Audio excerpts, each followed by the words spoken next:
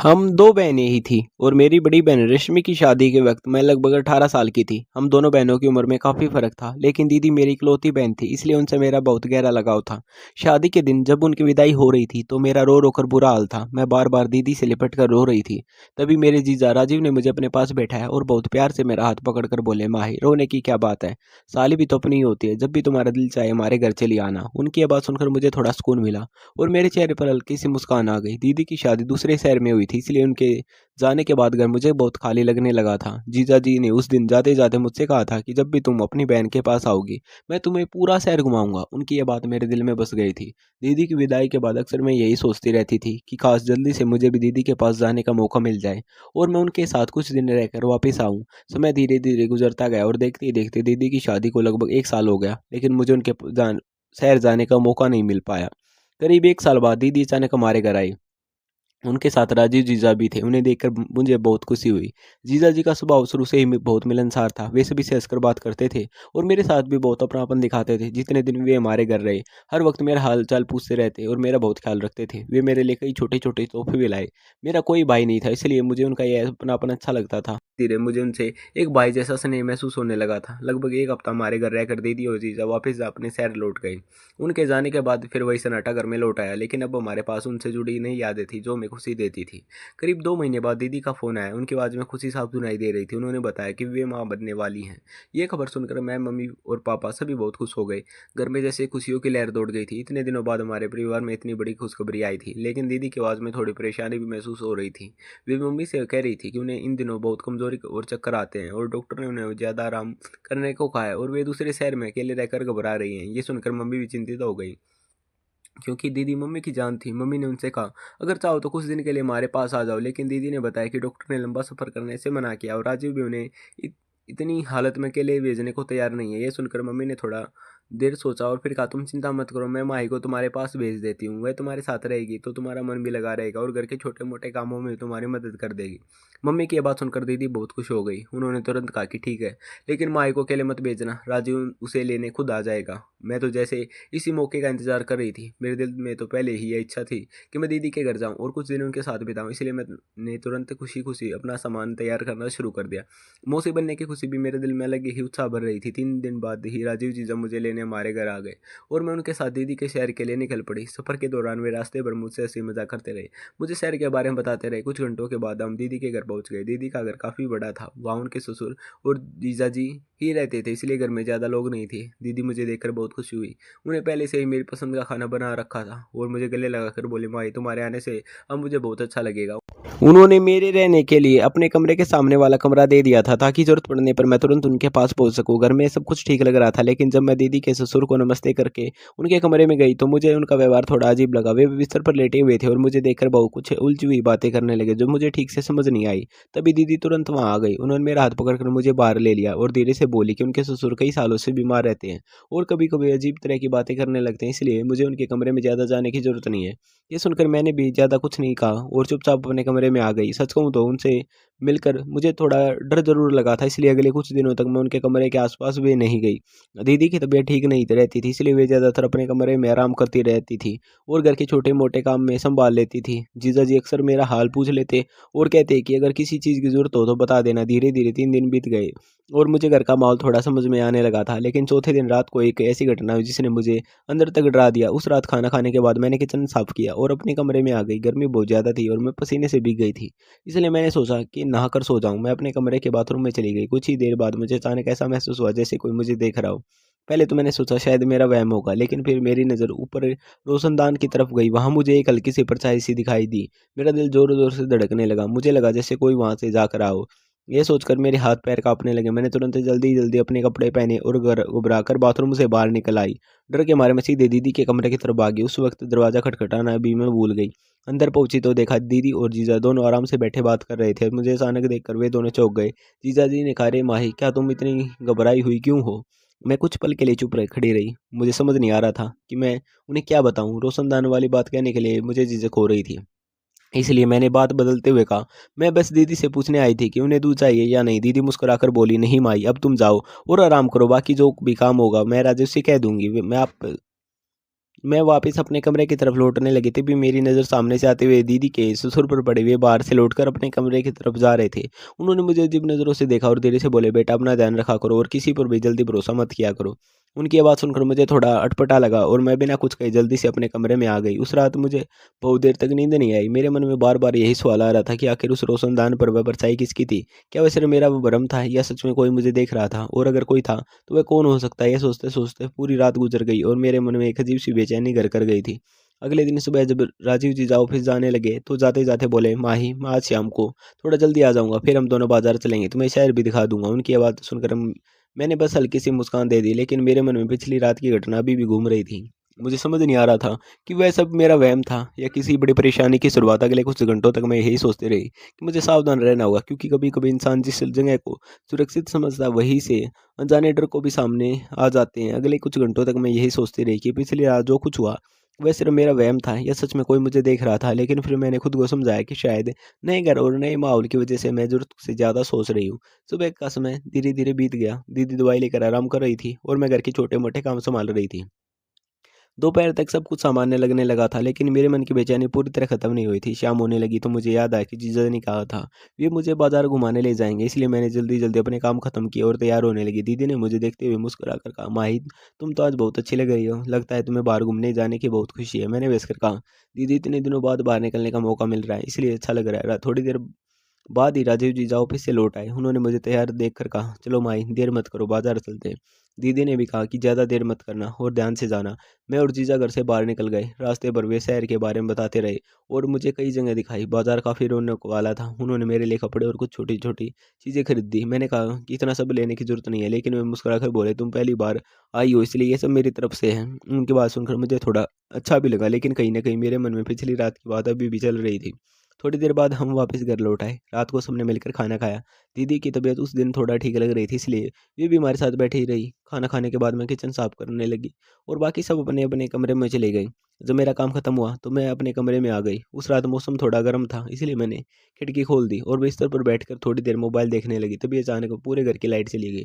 चारों तरफ एकदम अंधेरा हो गया। पहले तो मैंने सोचा कि शायद कुछ देर में वो लाइट वापस आ जाएगी, लेकिन तभी मुझे ऐसा लगा जैसे मेरे कमरे में कोई हलचल हुई हो। मैं घबरा गई क्योंकि अंधेरे में कुछ भी साफ दिखाई नहीं दे रहा था। उसी समय मुझे ऐसा महसूस हुआ जैसा कोई मेरे बहुत पास से गुजरा हो। मेरे दिल की धड़कन तेज हो गई और मैं डर के मारे तुरंत कमरे से बाहर निकल आई। अंधेरा इतना था कि मुझे रास्ता ही मुश्किल से दिख रहा था। मैं दीवार का सहारा लेकर धीरे धीरे दीदी के कमरे तक पहुंची और उन्हें आवाज़ दी। दीदी ने तुरंत जवाब दिया और अपने मोबाइल की टॉर्च जला दी। रोशनी होते ही मुझे थोड़ी राहत मिली। उन्होंने पूछा, क्या हुआ माही, तुम इतनी घबराई हुई क्यों हो? मैंने हिचकते होगा, मेरे कमरे में शायद कोई था इसलिए मैं डर गई।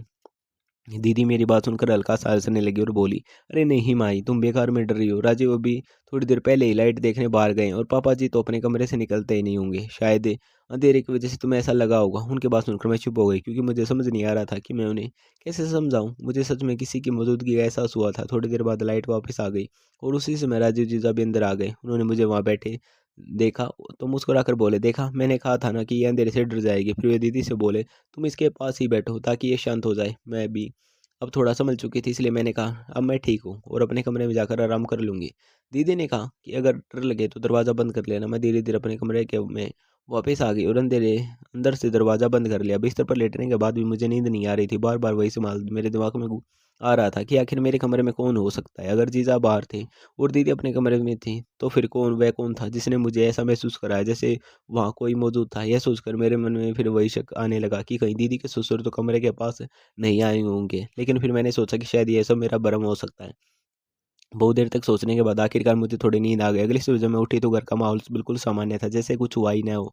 मैं किचन में जाकर चाय बनाने लगी। तभी थोड़ी देर बाद जीजा जी भी ऑफिस जाने के से पहले वहां आ गए। उन्होंने सामान्य तरीके से पूछा कि रात को अब तो डर नहीं लगा। मैंने कहा अब सब ठीक है। फिर भी ऑफिस से लेकर दिन का समय धीरे धीरे बीतने लगा। दोपहर के वक्त दीदी दवाई लेकर सो गई थी और मैं किचन में दोपहर के खाने की तैयारी कर रही थी। तभी अचानक पीछे से किसी के आने का आवाज़ हुआ। मैंने मुड़कर देखा तो राजीव जीजा खड़े थे। मैं थोड़ा हैरान हुई क्योंकि वे तो ऑफिस गए थे। उन्होंने कहा कि एक ज़रूरी काम याद आ गया था, इसलिए थोड़ी देर के लिए वापस आना पड़ा। फिर वे किचन के पास खड़े होकर मुझसे बातें करने लगे। उनकी बातें सुनकर मुझे थोड़ा अजीब सा लग रहा था, क्योंकि उनके लहजे में पहले जैसा हल्का मजाक नहीं था, बल्कि कुछ अलग ही अंदाज था। उन्होंने मेरी तरफ देखते हुए कहा, माई तुम यहाँ आने के बाद घर में रौनक आ गई। यह सुनकर मैंने बस हल्का सा जवाब दिया और काम में लगी रही। लेकिन कुछ देर बाद उन्होंने और भी अजीब बातें करनी शुरू कर दी, जिससे मुझे ऐसा महसूस होने लगा। मैंने तुरंत कहा, मुझे दीदी को देखना है, और किचन से बाहर निकल आई। उस समय मेरे मन में एक अजीब सा डर पैदा हो गया था। मुझे अब समझ आने लगा था कि शायद मेरे साथ जो कुछ हो रहा है वह सिर्फ मेरा भ्रम नहीं था, बल्कि घर में कुछ ऐसा था जिसे मैं अभी तक पूरी तरह समझ नहीं पाई थी। मैंने तय किया कि अब मुझे ज़्यादा सावधान रहना होगा और हर बात को ध्यान से देखना होगा, क्योंकि कई बार खतरा वहाँ से आता है जहाँ हम सबसे ज़्यादा उम्मीद करते हैं। उस दिन के बाद मेरे मन में एक अजीब सी बेचैनी बस गई थी, और मुझे लगने लगा था कि इस घर में सब कुछ इतना सामान्य नहीं है जितना बाहर से दिखाई देता है। उस दिन के बाद मेरे मन में एक अजीब सी बेचैनी बस गई थी, और मुझे लगने लगा था कि इस घर में सब कुछ उतना सामान्य नहीं है जितना बाहर से दिखता है। मैं अब हर छोटी बात को ध्यान से देखने लगी, क्योंकि मुझे ऐसा महसूस होने लगा था कि अगर मैं सावधान नहीं रही तो किसी बड़े परेशानी में फंस सकती हूँ। उस दिन के बाद मैंने कोशिश की कि मैं घर में कभी भी बिल्कुल अकेली न रहूं और ज़्यादातर समय दीदी के पास ही बिताऊं, लेकिन कई बार ऐसा हो जाता था कि दीदी दवाई लेकर सो जाती थी और मुझे अपने काम करने पड़ते थे। एक दिन दोपहर का समय था, दीदी अपने कमरे में आराम कर रही थी और मैं किचन में चाय बना रही थी। तभी अचानक मुझे लगा कोई पीछे खड़ा है। मैंने मुड़कर देखा तो राजीव जीजा वहाँ खड़े थे। मैंने सोचा शायद वे ऑफिस से जल्दी लौट आए होंगे। उन्होंने सामान्य तरीके से पूछा कि दीदी कैसी है। मैंने कहा वे सो रही हैं। फिर वे कुछ देर वहीं खड़े होकर इधर उधर की बातें करने लगे, लेकिन उनके देखने का अंदाज मुझे अजीब सा लग रहा था। मैं चाहती थी कि जल्दी से किचन का काम खत्म करूं और वहां से निकल जाऊं, तो उन्होंने धीरे से कहा, माही तुम यहाँ आई हो तो घर में बहुत रौनक हो गई है। तुम्हारे आने से दीदी भी खुश रहती है। उनकी बात सुनकर मैंने बस हल्का सा मुस्कुरा दिया और चाय बनाकर ट्रे में रखने लगी। तभी उन्होंने थोड़ा और करीब आकर कहा कि तुम्हें यहाँ किसी चीज़ की जरूरत हो तो मुझसे कह देना, मैं हमेशा तुम्हारी मदद के लिए हूँ। उनके इस अंदाज से मुझे ऐसा महसूस हुआ, इसलिए मैंने तुरंत ट्रे उठाई और कहा कि दीदी को चाय दे आती हूँ। इतना कहकर मैं वहाँ से बाहर आ गई। उस दिन के बाद मैंने कोशिश की कि जीजा से ज़्यादा अकेले में बात ना हो, लेकिन जिगर का माहौल ऐसा था, कभी ना कभी आमना सामना हो जाता था। शाम को जब वे ऑफिस से लौटते तो दीदी के पास बैठकर बातें करते और कभी कभी मुझसे भी हालचाल पूछ लेते। ऊपर से सब कुछ सामान्य लगता था, लेकिन मेरे मन का डर कम नहीं हो रहा था। उस रात एक और अजीब घटना हुई। रात का समय था और मैं अपने कमरे में सोने की तैयारी कर रही थी। तभी अचानक फिर से कुछ देर के लिए बिजली चली गई। घर में अंधेरा फैल गया। मैं पहले से ही डरी हुई थी, इसलिए मैंने तुरंत अपने कमरे का दरवाज़ा बंद कर लिया। कुछ पल बाद मुझे लगा जैसे कमरे के बाहर किसी के कदमों के आवाज़ हो। मैंने ध्यान से सुनने की कोशिश की, लेकिन फिर सब शांत हो गया। धीरे थोड़ी देर बाद लाइट वापस आ गई और मैंने रात की सांस ली। उस रात मैं काफ़ी देर तक जागती रही और सोचती रही कि आखिर ये सब क्या हो रहा है। अगले दिन सुबह मैंने तय किया कि मुझे ज़्यादा सतर्क रहना होगा, क्योंकि अब मुझे लगने लगा था कि मेरे साथ जो हो रहा है वह सिर्फ सहयोग नहीं है। उसी दिन दोपहर के समय एक ऐसी बात हुई जिसने मेरे मन में डर को और भी बढ़ा दिया। उस समय दीदी अपने कमरे में आराम कर रही थी और मैं किचन में सब्जी काट रही थी। तभी राजीव जीजा फिर से घर आ गए। उन्होंने कहा कि ऑफिस के काम से थोड़ी देर के लिए वापस आना पड़ा। फिर वे किचन के पास खड़े होकर मुझसे बात करने लगे। पहले तो उन्होंने सामान्य बात की, लेकिन कुछ देर बाद उनका अंदाज बदलने लगा। उन्होंने मेरी तरफ देखते हुए कहा कि माही, तुम्हें देखकर लगता है कि तुम अब पहले से ज़्यादा समझदार हो गई हो। मैं उनकी बात सुनकर चुप रही, क्योंकि मुझे समझ नहीं आ रहा था कि क्या जवाब दूँ। फिर उन्होंने कहा कि तुम यहाँ आई हो तो मुझे भी अच्छा लगता है, क्योंकि घर में अब अकेलापन नहीं लगता। उनकी बातों का तरीका मुझे बिल्कुल अच्छा नहीं लग रहा था, इसलिए मैंने काम खत्म करने का बहाना बनाया और किचन से बाहर निकलने लगी। तभी उन्होंने कहा कि माही, तुम इतनी जल्दी क्यों जा रही हो? मैं बस तुमसे कुछ बात करना चाहता था। मैंने बिना उनकी तरफ देखे कहा कि दीदी को मेरी ज़रूरत होगी। मैं जल्दी से वहाँ से निकल गई। उस समय मेरे दिल की धड़कन तेज़ हो गई थी। मुझे साफ महसूस होने लगा कि उनका व्यवहार पहले जैसा नहीं रहा। मैं सीधे अपने कमरे में चली गई और दरवाज़ा बंद कर लिया। कुछ देर बाद वे शायद वापस ऑफिस चले गए थे, लेकिन मेरे मन में डर और बढ़ गया था। शाम को जब दीदी अपने कमरे से बाहर आई तो उन्होंने देखा कि मैं चुपचाप बैठी हूँ। उन्होंने पूछा कि क्या हुआ, तुम आज बहुत शांत लग रही हो। मैंने मुस्कुरा कर कहा कि बस थोड़ी थकान है और कुछ नहीं। उन्हें परेशान नहीं करना चाहती थी, क्योंकि डॉक्टर ने उन्हें ज़्यादा तनाव लेने से मना किया था। रात को हम सब साथ में खाना खाया और फिर अपने कमरे में चले गए, लेकिन मेरे मन में अब ये सवाल बार बार उठ रहा था कि मुझे यहाँ रहना चाहिए या वापस घर लौट जाना चाहिए। मैं कई बार सोचती थी कि मम्मी पापा को सब बता दूं, लेकिन फिर दीदी की हालत याद आ जाती और मैं चुप रह जाती। अगले दिन शाम के समय अचानक दीदी की तबीयत फिर से खराब हो गई। वे अपने कमरे से निकलकर बाहर आ रही थी कि अचानक उनका संतुलन बिगड़ गया और वे गिरते गिरते बची। मैं तुरंत भागकर उनके पास गई और उन्हें संभालकर बिस्तर पर लेटाया। वे पीठ पकड़कर दर्द की शिकायत कर रही थी। मैं बहुत घबरा गई थी। मैंने कहा कि मैं डॉक्टर के पास जाना चाहिए, लेकिन उन्होंने मेरा हाथ पकड़कर कहा, माही तुम कहीं मत जाओ, मुझे अभी तुम्हारी ज़रूरत है। अगर तुम चली गई तो मैं यहाँ बिल्कुल अकेली रह जाऊँगी। उनकी बात सुनकर मैं चुप हो गई, क्योंकि उस हालत में उन्हें छोड़ना मुझे भी ठीक नहीं लग रहा था। उसी समय राजू जीजा भी घर आ गए। दीदी ने उन्हें बताया कि अचानक चक्कर आने से उनकी तबीयत खराब हो गई है। ये सुनकर वे भी चिंतित दिखाई दिए। उन्होंने मुझसे कहा कि तुम दीदी के पास बैठो, मैं पानी लेकर आता हूँ। उस समय मुझे लगा कि शायद मैं ही बेकार में ज़्यादा सोच रही थी, क्योंकि सामने से कुछ सामान्य ही दिखाई दे रहा था, लेकिन मेरे दिल के अंदर जो डर बैठ गया था वह भी खत्म नहीं हुआ था। मुझे ऐसा लगने लगा था कि इस घर में कोई ऐसा सच छिपा है जो अभी सामने नहीं आया और शायद बहुत जल्दी मुझे उसे सच्चाई का सामना करना पड़ेगा। उस रात मैं बहुत देर तक सो नहीं सकी। बार-बार वही सवाल मेरे मन में घूम रहा था कि आखिर मुझे यहाँ रुकना चाहिए या घर वापस लौट जाना चाहिए। लेकिन जब भी मैं जाने के बारे में सोचती तो दीदी का चेहरा सामने आ जाता। उनकी तबीयत, उनकी हालत देखकर मुझे लगता कि इस समय इन्हें अकेला छोड़ना ठीक नहीं होगा। अगले दिन सुबह जब मैं उठी तो घर में सामान्य माहौल था। दीदी की तबीयत पहले से थोड़ी बेहतर लग रही थी। उन्होंने मुझसे कहा कि अब मैं ठीक हूँ, तुम चिंता मत करो। लेकिन मैं समझ रही थी कि उन्हें अब भी आराम की ज़रूरत है, इसलिए मैं पूरे दिन उनके पास साथ ही रही और घर के काम भी संभालती रही। दोपहर के समय जब वे आराम कर रही थी, तो मैं अपने कमरे में बैठी सोच रही थी कि अब मुझे क्या करना चाहिए। तभी अचानक घर के बाहर किसी के कदमों की आवाज़ आई। थोड़ी देर बाद दरवाज़ा खुला और राजीव जी अंदर आए। वे शायद ऑफिस से थोड़ा जल्दी घर लौट आए थे। उन्होंने मुझे देखकर कहा कि दीदी कैसी है? मैंने कहा कि अब ठीक है और आराम कर रही है। फिर कुछ देर वहीं खड़े रहे, फिर बोले, माही अगर तुम्हें कभी भी कोई परेशानी लगे तो मुझे बता देना। मैं चाहता हूँ कि इस घर में तुम्हें बिल्कुल असहज महसूस न हो। उनकी आवाज़ सुनकर मैं कुछ पल के लिए चुप रह गई, क्योंकि पिछले कुछ दिनों की घटनाओं ने मेरे मन में उनके प्रति विश्वास को कमज़ोर कर दिया था। मैंने बस इतना कहा कि सब ठीक है और मैं दीदी के कमरे में चली गई। उस शाम मैं मन ही मन ये तय कर चुकी थी कि मुझे पापा से बात करनी होगी, लेकिन उससे पहले मैं दीदी की हालत थोड़ी और ठीक होते देखना चाहती थी। शाम को जब दीदी अपने कमरे से बाहर आई तो उन्होंने देखा कि मैं काफ़ी देर से चुप बैठी हूँ। उन्होंने प्यार से मेरा हाथ पकड़कर पूछा, माही सच बताओ क्या बात है? तुम कुछ परेशान लग रही हो। पहले तो मैं टालने की कोशिश करती रही, लेकिन फिर मुझे लगा कि अब सच्चाई छिपाने से बात और बिगड़ सकती है। मैंने धीरे-धीरे उन्हें बताया कि पिछले कुछ दिनों से मुझे कई बार अजीब-सी घटनाएँ महसूस हुई हैं और मैं डर गई थी। मेरी बात सुनकर दीदी कुछ देर तक चुप रही। फिर उन्होंने गहरी सांस लेकर कहा, माही शायद हमें खुलकर बात करनी चाहिए। मैं हैरानी से उनकी तरफ देखने लगी। तब उन्होंने कहा कि कई बार इंसान कुछ सच्चाइयों से बचने की कोशिश करता है, लेकिन सच ज़्यादा देर तक छिप नहीं रहता। उन्होंने बताया कि घर में पिछले कुछ समय से कई तरह की गलतफ़हमी और तनाव चल रहा है, जिसकी वजह से माहौल भी ठीक नहीं रहा। मैं उनकी बात ध्यान से सुनती रही। तभी उसी समय बाहर से आवाज़ आई और दीदी के ससुर कमरे से बाहर आए। उन्होंने हमें साथ बैठे देखा तो धीरे से बोले, बेटा अगर कोई परेशानी हो तो उसे छिपाना नहीं चाहिए, क्योंकि कई बार चुप रहना ही सबसे बड़ी गलती बन जाता है।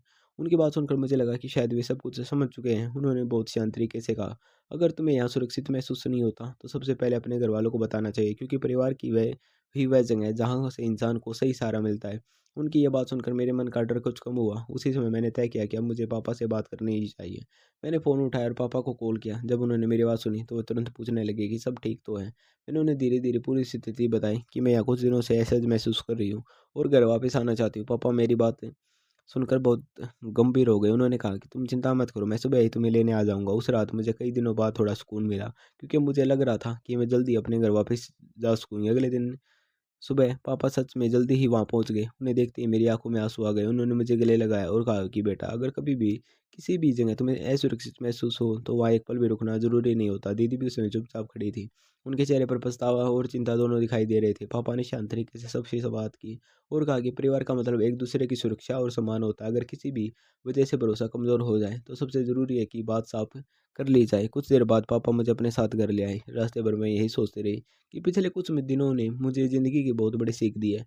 घर पहुंचने के बाद मम्मी ने मुझे गले लगाया और मैं खुद को सुरक्षित महसूस करने लगी। समय के साथ वह घटना पीछे छूट गई, लेकिन उसने मुझे एक बात हमेशा के लिए समझा दी कि ज़िंदगी में सबसे ज़रूरी चीज़ अपनी इज्जत और अपनी सुरक्षा और अपने फैसलों का पर भरोसा करना है। किसी भी रिश्ते में विश्वास ज़रूरी होता है, लेकिन आंख बंद करके भरोसा करना कभी कभी मुश्किल भी पैदा कर सकता है। इसलिए हमेशा समझदारी से फैसले लेने चाहिए और अगर कभी भी कोई स्थिति गलत हो लगे तो चुप रहने के बजाय अपने परिवार से बातें ज़रूर करनी चाहिए, क्योंकि सही समय पर लिया गया एक फैसला इंसान को बड़ी मुसीबत से बचा सकता है। यही उस कहानी का सबसे बड़ी सीख है। धन्यवाद दोस्तों। अगर आपको ये कहानी अच्छी लगी हो तो ये अपनी राय ज़रूर बताएं और याद रखिए कि ज़िंदगी में सबसे ज़रूरी